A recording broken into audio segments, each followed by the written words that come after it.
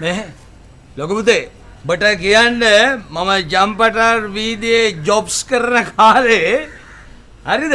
හොඳ ඉලන්දාරියා. ෂෝක් ජපන් ටිකක් ඉතින් උඹත් මේ මැදින් ඇඩ්වර්ටයිස්මන්ට්ස් දාලා මේ කතන්දරේ අප්සෙට් කරනවා. ඒ ෂෝක් ඉලන්දාරියා තමයි. ඇයි? දැන් කියලා මොකද වෙලා තියෙන්නේ? නේද කියන්නේ.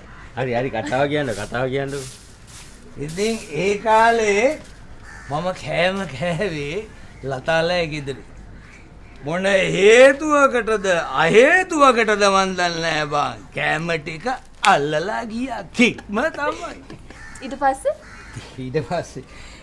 දන්නේ නැද්ද?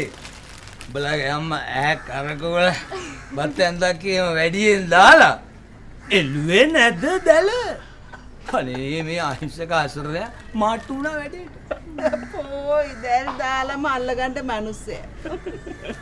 මේ ලොකු ඒක නෙවෙයි බං මේ කතාවේ හොඳම කොටස. මම කසාද බැන්දා කියලා මම දන්නේ පහුවෙන්දනේ. ඈ? ඔහු.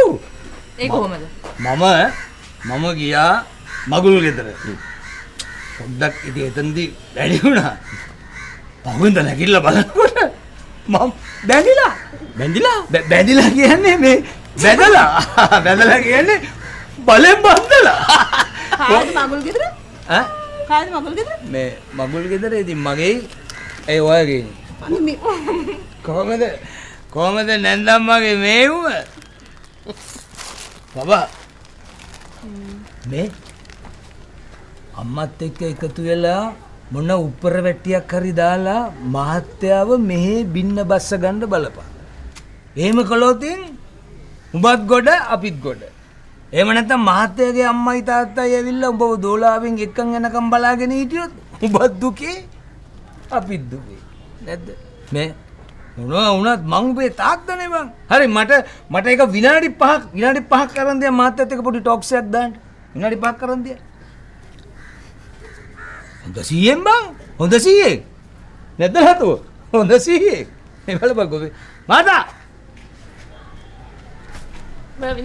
මේ උඹට අප ටිකක් දෙන්න. ඈ? මාතත් කික්ම තමයි බං. අයියෝ.